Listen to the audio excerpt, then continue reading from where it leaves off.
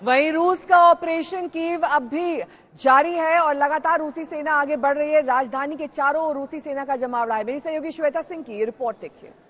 जैसे ही कर्फ्यू होता है आपको शहर में बहुत ज्यादा मूव नहीं कर सकते हैं, तो कीव में ही हूं, लेकिन बस 1 मिनट पहले मैं कीव वापस पहुंची हूं। ब्रोवरी के इलाके में मैं गई थी आज। शशि, वहां की तस्वीरें भी हम दिखाएंगे आज तक पर, लेकिन ये जो ब्रोवरी का इलाका है ना, ऐसे समझिए कि इरपिन हम इतने दिनों से कवर कर रहे हैं, जहां पर जो रूसी सेना है वो आगे बढ़ रही है। रोकने के लिए ब्रिज को तोड़ना पड़ा है।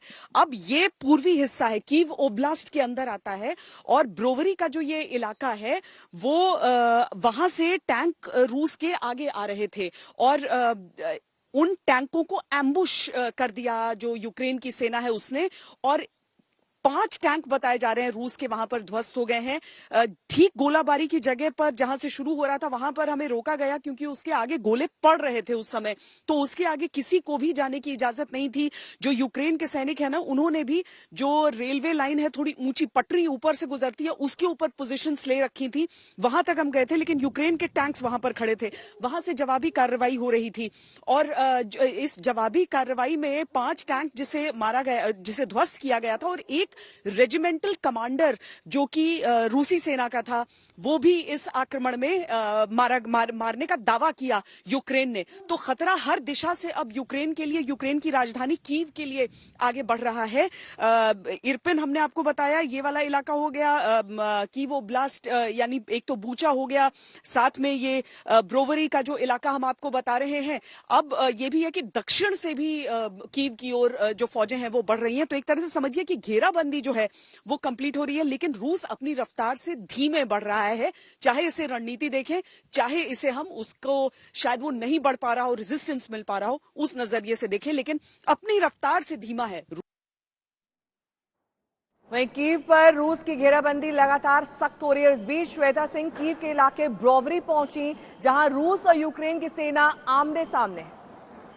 हम ब्रोवरी इलाके में इस समय खड़े हैं। ये रास्ता कीव की तरफ उल्टी दिशा में जाता है। आगे बढ़ने की इजाजत यहां से नहीं है, क्योंकि शेलिंग चल रहा है उस इलाके में सामने। जो रूसी टैंकों का काफिला है, जो रूसी ट्रूप्स हैं, वो आगे जिन इलाकों से बढ़ रहे हैं, उसमें इरपिन का इलाका हम आपको दिखाते आए हैं। ये दूसरा मोर्चा आप समझ लीजिए। यहाँ पर जिस जगह हम खड़े हैं, यहाँ पर एंटी एयरक्राफ्ट गन्स भी आपको तैनात नजर आ रहे हैं, यूक्रेन के टैंक्स भी तैनात नजर आ रहे हैं। इसके आगे इसलिए नहीं जाने दे रहा है क्योंकि आप अगर देखें पीछे, वो इमारत बिल्कुल टूटी हुई इमारत है, वहां पर गोले गिरने के कारण वो हाल हुआ है। ये अंतिम जगह है, और यहां पर भी हमें इस समय खड़े नहीं होने दिया जा रहा है। लेकिन ये एक बहुत अहम मोर्चा, यहां से जब रूसी टैंकों का काफिला यहां से आने की कोशिश कर रहा था, ये खबर आई कि यहां पर एक एम्बुश का सामना उन्हें करना पड़ा, टैंकों को ध्वस्त किया गया, और उसके बाद उनके एक रेजिमेंटल कमांडर को भी मारने का दावा यूक्रेन की तरफ से किया जा रहा है। स्थिति कीव के लिए बद से बदतर होती जा रही है। घेराबंदी हर दिशा से हो रही है, और यहां ब्रोवरी से भी उन्हें किस तरह का मुकाबला यहां चल रहा है वो हम आपको दिखाने का प्रयास कर रहे हैं। कैमरा पर्सन सैयद मोहसिन के साथ श्वेता सिंह, ब्रोवरी आज तक।